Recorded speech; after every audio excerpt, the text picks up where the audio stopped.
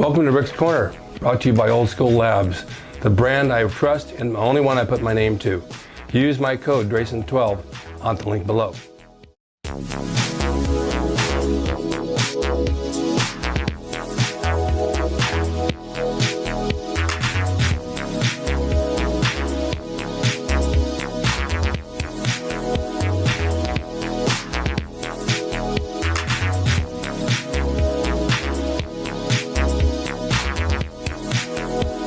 Welcome to Rick's Corner. The man, the myth, the legend. Now on with the show. I've talked to people before. Welcome to Rick's Corner. I have a friend from Bakersfield who we met recently. He has an Italian restaurant up there, which I'm going to put pictures of. It's a really a nice place. And his name is Ralph Fruguglietti, and he's got a history of being an athlete at SC, and weightlifting and discus throwing, and we're going to go through all that. But we met, and I thought, what an interesting guy to have on the show. Plus, he's wearing my design, so how can I go wrong? There you go. If you're ever up in Bakersfield, you got to stop by his restaurant and just tell him that you saw him on the show, and he'll give you a free meatball. There you go. So Rick Drasin meatball. Yeah, Rick Drasin meatball. It's about 200 pounds. So, what got you interested in your younger years in athletics? Actually, I was always an athlete. I loved doing everything. I played baseball, football. I go from basketball straight into track, and then go into baseball, and then football, and the whole year. So basically, I was always doing something. And then I, probably about my sophomore year, the coach, I went out there and had a little opportunity to throw the discus for the first time. Never even seen one before. Yeah. And I was chasing a ball out there, and the coach, the track coach, saw me, and he said, "Hey, why don't you come back and try this?" And I said, "Okay, I don't know how to do it, but sure." So we finished practice, and I went out there, and they were having an inter-squad meet at the track, and basically they showed me how to do the standing throw, and I was wearing those. Remember those old baseball shoes? They used to call them ping pong shoes, rubber cleats and rubber. Yes. Yeah, right. So I was wearing those things, and they showed me how to throw it, and they beat the varsity throwers.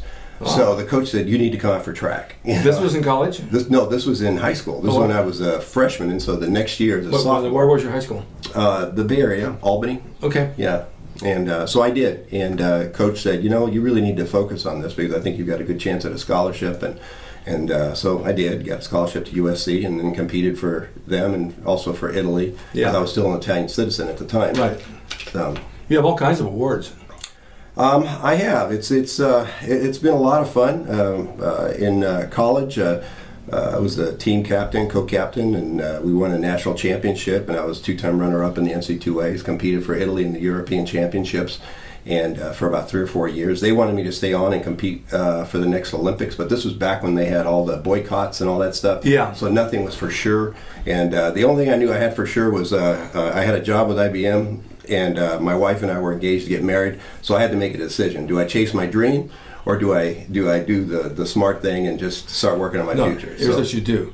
Do you chase your dream, or do you chase the girl of your dreams?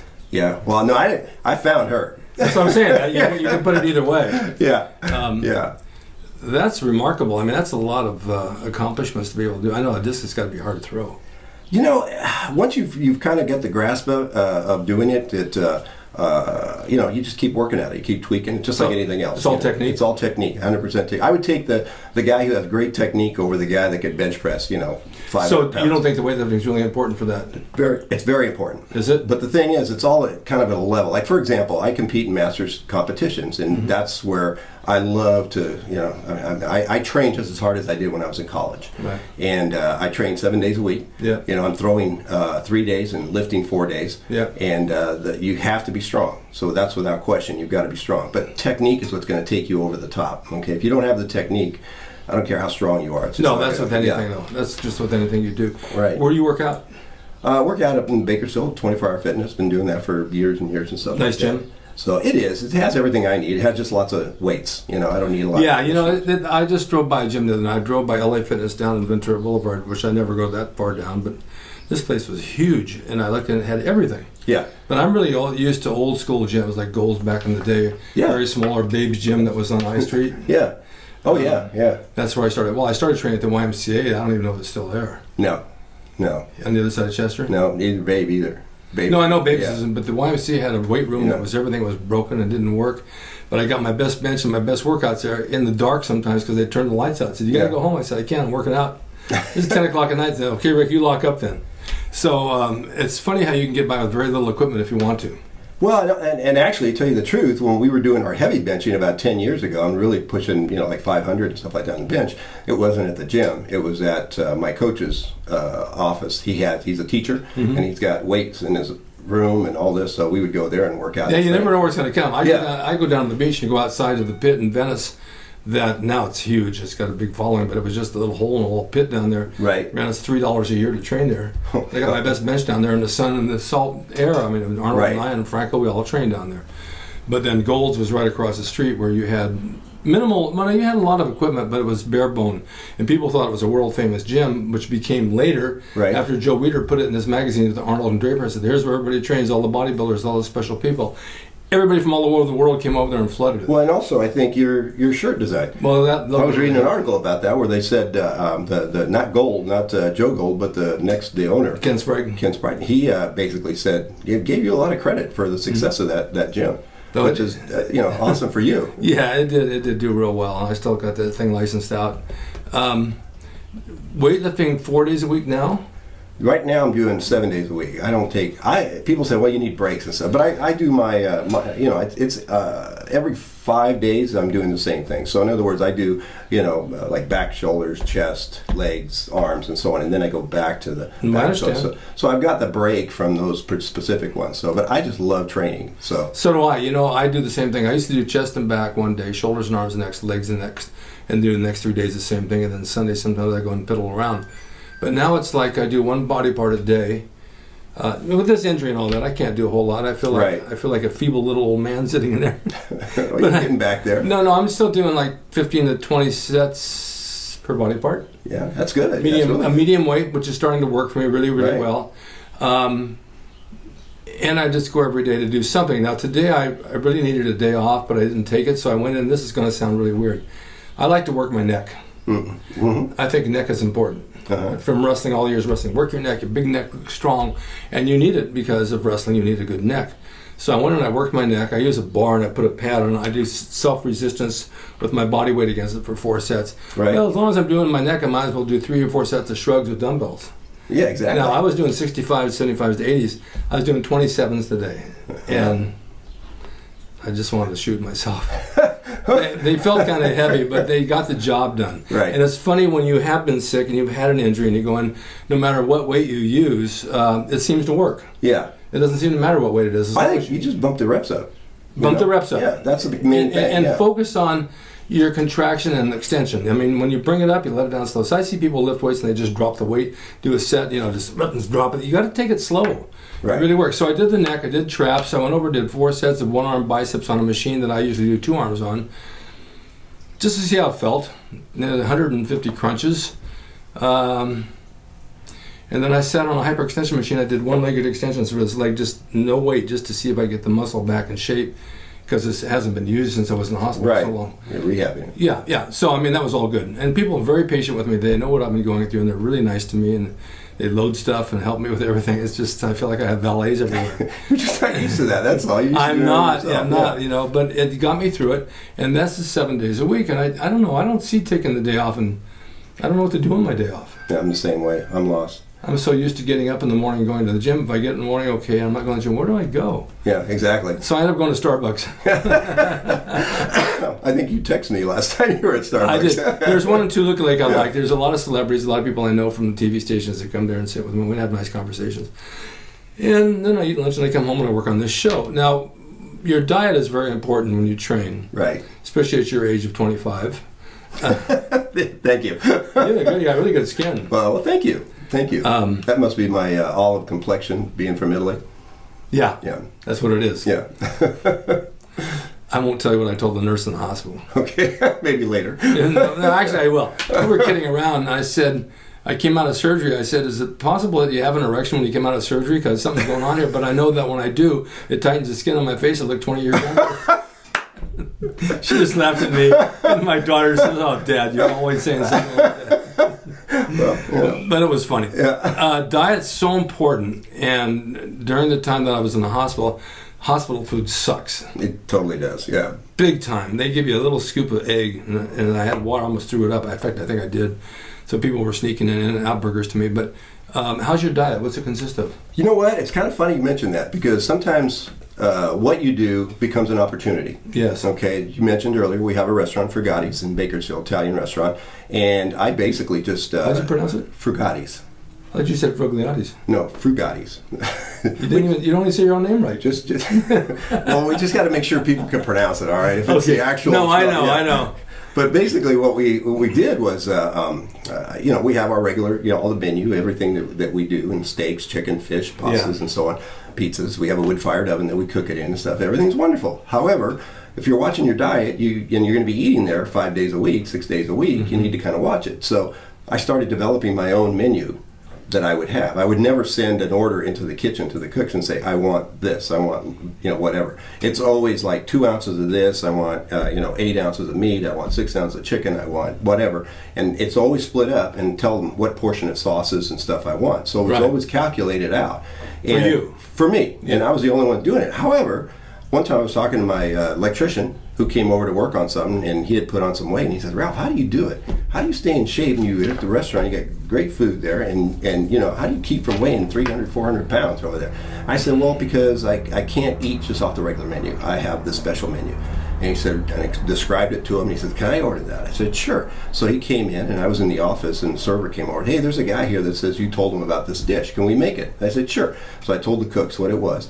And so we made it and took it out. What was funny was the server went to the next table to take the order and asked what they would like to order. And the guy said, I want what he just ordered, the fitness one. Sure. And so we ordered it there. So what I quickly realized is there's a demand for that. You know how right now everybody has like a little, the fitness plates, they'll have like 3 or 4 different items, and it could be tomatoes. I know where you're going with this. Well, we've blown that up. Okay, our fitness menu has like 25 items on it. Okay. So it has pizzas, it has chicken, it has fish, it has pastas, it has salads, it has fish. I mean, just everything you can imagine. So, and this way people can go to it, and also ours doesn't have just calories. Ours has the protein, has the fat, has the calories, and has the carbs. So you can make a decision on whatever kind of diet you're on, whatever you do. And it's been phenomenal. I mean, I've never been stopped in the restaurant before where someone just said, "Hey, Ralph, I just want to tell you thank you so much for doing this menu, because it just makes it easy for me." Makes it easier. 20 years ago, I went around to several of the restaurants here, and I made fitness menus, and I had a name for each one: the pec deck, the leg press, the workout buddy, and this and that. And they still have the patties and 420. They still have the menus, the fitness menus I designed for them. And I was just going to suggest, I mean, you already done it, but a fitness menu is so important when people go out. It is. And they don't want to get fat, they don't know what to eat, but they can still have good food. It is. Well, you don't want people to, as a restaurateur, I'm a marketing guy. I mean, I was a business major at USC. My emphasis was marketing and stuff. So basically everything I do is geared towards that. So my, thinking on that is like, people are going to come into the restaurant, maybe once, twice a month or whatever. Well, if they feel like they can get healthy food, that may increase the number of times they can come. That way they don't have to stop and think. They go to that section of the menu only, and you've got a big enough offering on it, so it's not like they have to have the same thing over and over. But it's what kind of steaks do you have? We use sirloin, filet. We also have New Yorks. Which are most popular? The sirloin and the New York, actually. Those are really, really popular. We're just adding some. I was just in Italy a couple months ago, and there was a little restaurant in overlooking the ocean there in the Amalfi Coast and in Priana. And we had these little medallions, pork medallions. Oh, yeah. And with a little bit of apple and gravy. Oh, my gosh, they were delicious. So anyway, that's what we're doing. We're adding those. And we have lamb and, just... This sounds great. Big variety, and everything's cooked in that wood-fired oven. I tell people, I said, the big difference is that I can cook that steak at home, and it's good on the barbecue and all that, but it's not as good as coming out of an 800 to 900 degree oven, a wood-fired oven. It's just different. How long have you had this restaurant? 28 years. What got you started? I worked for IBM. I was kind of tired of the corporate life after only 3 years. I thought, I'm going to be moved. If I want to go up into management, I'm going to be moved. And great company, loved my whole time at IBM. But at the same time, I really felt like I want to do something on my own. So that kind of gave us the opportunity. And being up here in Bakersfield, I was able to start small, be there all the time, and learn the business, so to speak, and then just kind of. But you had no knowledge of it going in. No, not at all. I had great my mom was a phenomenal cook, and I loved Italian food, and so I was able to. And also, one of the things that really helped when I competed with the Italian team, they paid for me to go to Italy and spend the summer in Italy, and all I'd do is compete, train. I'd stay in Milan. They give me a credit card, and they put me up at this congressional hotel. So I'm a 22-year-old guy, right, and I'm there in the middle of Milan, and I have this card, and basically I would just go to whatever restaurants were in the area and eat. And then pretty soon I got to know all the guys, and I'd go in the kitchen and I'd just kind of hang out with them and stuff, and they kind of taught me a couple things and showed me some stuff, and I think that was really kind of the beginning for me of a love for the restaurant business. That's awesome. What part of town are you in? What part of Italy? No, Bakersfield. Bakersfield, northwest. So that would be what roads? We're off of the restaurant or the house. The restaurant. The restaurant's right off of Unless you want all these people to come to your house. No, that's okay. Well, you're welcome, but actually, Coffee and Truxton. Okay. Right there at the corner, not too far from where the college is. Yeah, it's a big growth area there. It's all new to me. Truxton, when I was in school there in Truxton ended at the overpass by the railroad station. Oh yeah. Now that was the end of it. Yeah. Well, they can't go any further because the river is there. Right. So they can't build in the river; it's protected. Right. So I lived on Beach in Myrtle. Oh yeah, downtown. Westchester. Yeah, downtown. Is that downtown? That's downtown. It wasn't then. Yeah. I could walk 3 blocks and be at the river, which was a beach. Yeah. I never utilized it. Wasn't that called the Westchester area? It's Westchester. Yeah. You don't know that? Yeah. Well, you kind of put that on the, downtown Westchester. Back then, that was a very expensive area. Yeah, it is. My parents built that house for $18,000, and they sold it for like $300,000 or $400,000. Yeah. No, it's still a very, very nice area. Yeah, it's a beautiful nice homes area. there. Except it's just too hot. Wow. For what I do, competing, throwing, I love the heat. I would much rather do that than being somewhere in the cold in the wintertime. I can throw all year. It's cold now, but it's not that bad, so there's no snow. No, I don't like the freezing cold. So now, there was a Gold's Gym up there for a while. There was, yeah. On, what's that street? By Casey's Steakhouse. Oh, off of F Street. Yeah. Yeah. No longer there. No longer there, no. Babe's Gym. Well, what's happened, I think, all over the country, basically, is all these smaller chain gyms have just taken over. And, for me, 24-hour fitness has worked well just because I've been able to go, I love to travel. So we go all over with my competitions and stuff. Yeah. So everywhere I go, they pretty much have a gym. Yeah. So I'm able to go work out. What about the gym up there by, is it 19th or 18th, one of those streets? It's a muscle gym. Oh, Strength and Health. Strength and Health. Oh, it's still there. Yeah, he wanted me to come up and do a show up there and just go around the gym, and I haven't had a chance, but I heard it's okay. Yeah, it's when you hear the expression old school gym, it's like a dungeon. That's I think the same holes are in the wall from when I worked out there, the same dirt and dust, and it's an old school gym. But that's okay. But that's what it is. If that's what you're looking for. Two blocks over was the stadium that was also called Strellich Stadium back in the day, and they just Strongbow Stadium. It was Strellich at first. Steve Strellich and his brother, Yugoslavians, owned that dome, and one of them was a wrestler, the other one was a masseuse. Uh-huh. And when I first started wrestling, I wrestled there on Thursday nights, and they packed the house. Oh, yeah. It was my first introduction to the business. I had been trained here at the Olympic, and they booked me there on Thursdays, Hometown Boys, and the wrestling match. I loved that building. It was so nostalgic when the lights would go out, and then the lights over the ring, and then you had the dome, and the cigar smoke coming up on the side. You could smell the beer, and it's like, oh my God, you'll never find that again. No, and there was a lot of people that kind of upset that was torn down just because of the history. It's a landmark. So it is, or was. Yeah, it's really too bad. Yeah. So, but desserts on your menu, those aren't diet, of course. No, and those are like, I try to be realistic about it. You can do diet stuff, but at the same time, just we do a small portion. Yeah. So we do a small portion, you can cut the calories down to about 350. And so if you were really, like for example, if you order our scallops, our fitness scallops, that's like about 295 calories. The scallops, the roasted potatoes, and the asparagus, right? So you get that, and then you get the dessert, you're up 650 calories. You're still good. So you had a nice dinner, you had a nice dessert, you're good. Down here in Beverly Hills, so I go eat. At one point in my life, I was eating there quite a bit. Everything was a side dish, and everything was expensive. And 3 pieces of asparagus were $18. I said, why do you give me 3 asparagus when there's 2 of us? We only can have 1, you can have 2, or we need 4. Yeah. And then they said, our chocolate cake is the best. And they bring the chocolate cake, and it's no bigger than this headset. This is it.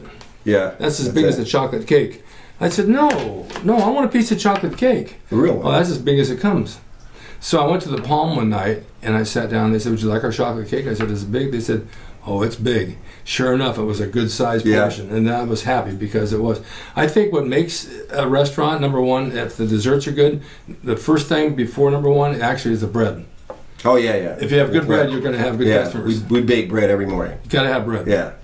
It's got to be good bread. Right. So, did you work out this morning? Not this morning. I hit it last night because I had to drive down here and all that. Yeah, so. That's a chore, isn't it? Yeah, well, I still had to take care of my business. I had to place wine orders and do all this other stuff. So I thought, I might have time when I get home tonight. Yeah. Well, it's only an hour and 20 minutes. No, it was fast. Yeah, that's it. It's easy. What's your plans for the future? People keep asking me, when are you going to stop competing? When are you going to stop? Why would I stop? You don't? I love working. I really do, and it's fun. I mean, if you love the restaurant, and people, it's not only work; it's social. For me, yeah, it's not something that I look at as a you're there all the time. So it's not. We've developed to the point where I've got my family's involved. My son's one of the managers, catering managers. All the managers have been there for about 15, 20 years and stuff. So we've got a great team. We got like 50 employees. They're all awesome stuff. So I'm able to take my trips and go compete and do the stuff that I do. So it's a lot of fun. So I tell people, I said, look, if you're looking for me, I'm either at home with my family, I'm at the restaurant, I'm at the gym, or I'm at the Discus ring. One of those 4 places, you will find me. God. You sound like me, and everybody knows where to find me in this city. I'm either at lunch at this one restaurant, or I'm at the gym, or I'm at Starbucks, or I'm home. That's my whole day. Yeah, but you probably do the same thing. At the gym, they know that if they cannot get a hold of me, if they call me on the cell phone, that I'm at the gym. Because I never bring the phone with me. Well, we didn't have cell phones back when I was at Babe's gym, but my mom would call every night around 7, and she'd talk to dinner. Is Rick still there working out? He says, yeah. He says, tell him to come home, his dinner's ready. Yeah. He says, your mom says, come home, your dinner's ready. I said, I'll be there soon enough. And sure enough, about an hour later, I got home. But I always got used to that phone call, and he just always laughed at me. Your mom always called to see when you're coming home for dinner. That's funny. But I moved out of there in '69. It was a different world back then. Yeah.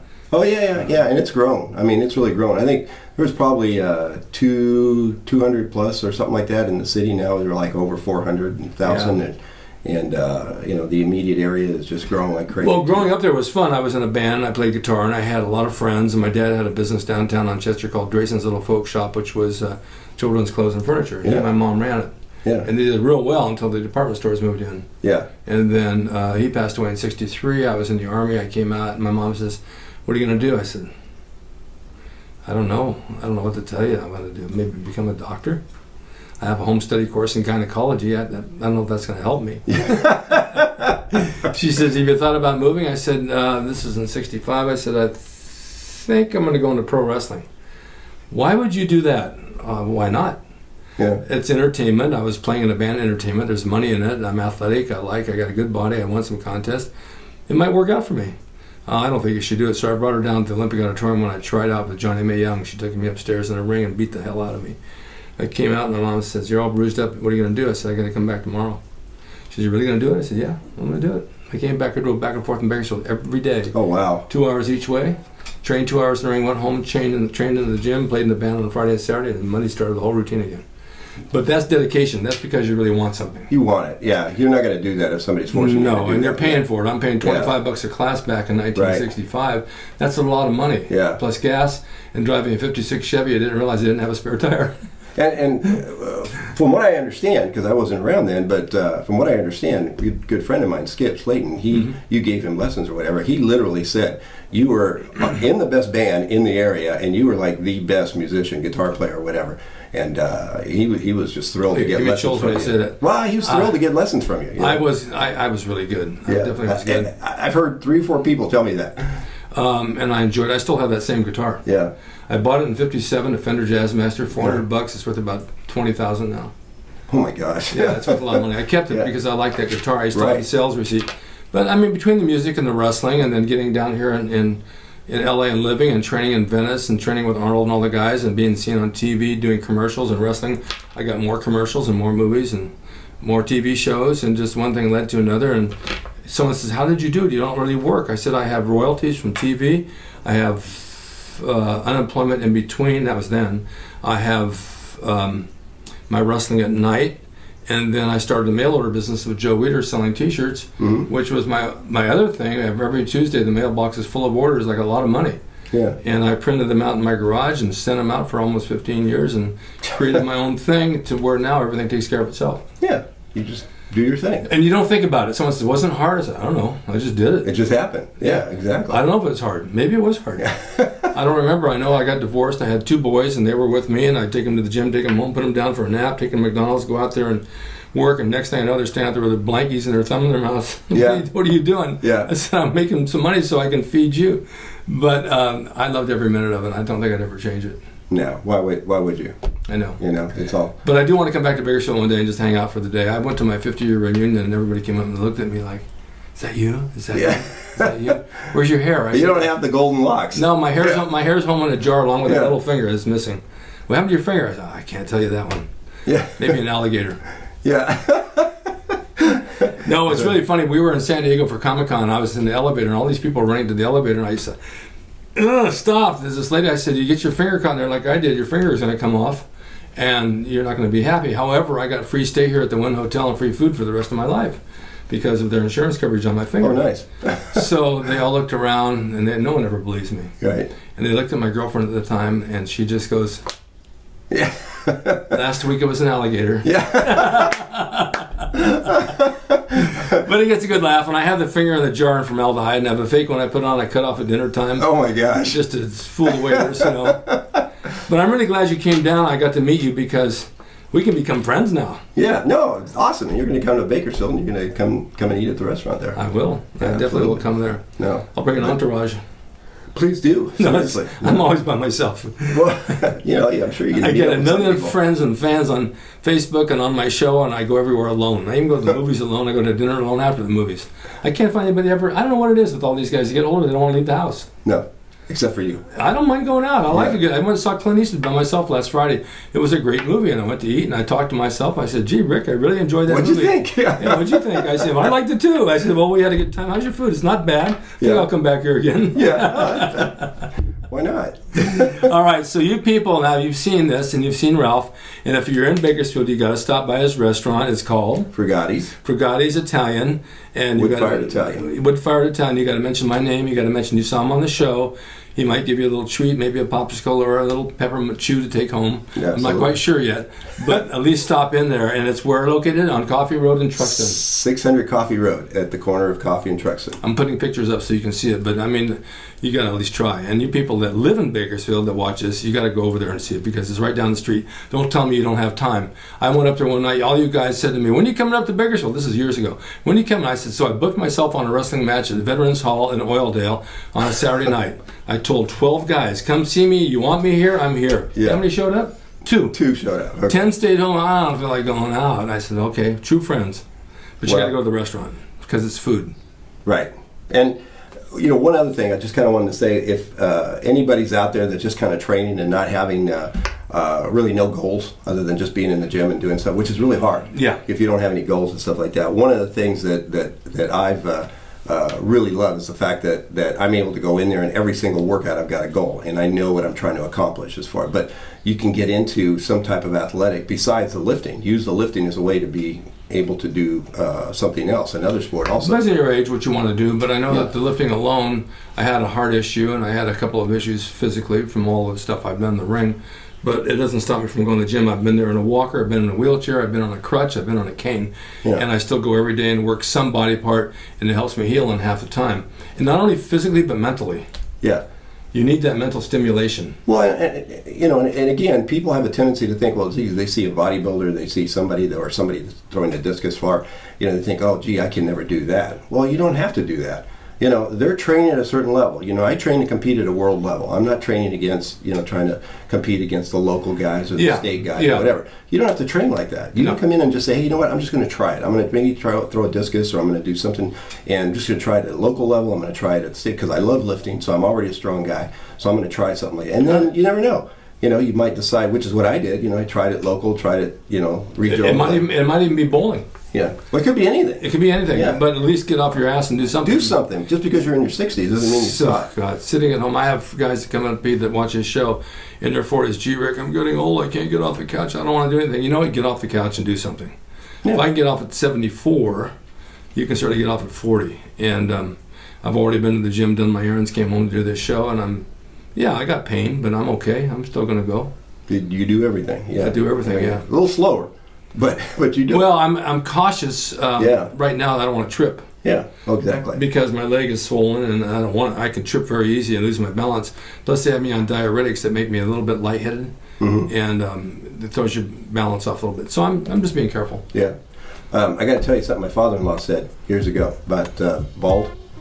He said, and you may have heard this, but he said God only made so many perfect heads. The rest he covered with hair. So, I can never achieve that. Well, I told a guy in the gym today, he says, you're a very unique person. I said, look, there's two people in this world, two kinds.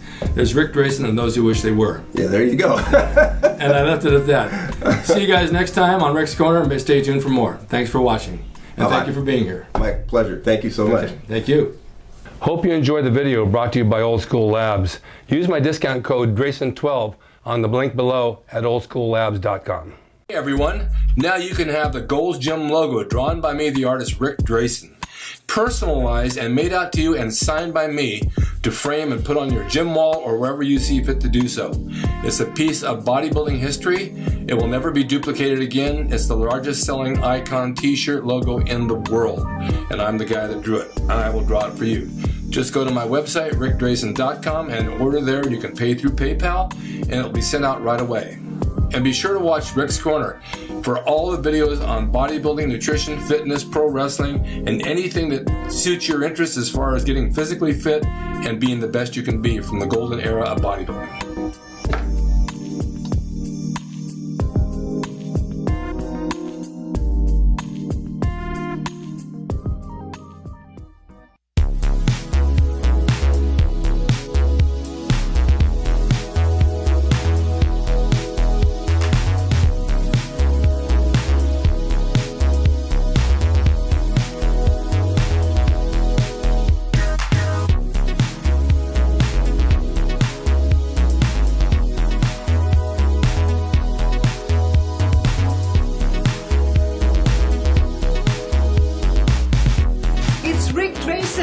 He's the equalizer, baby.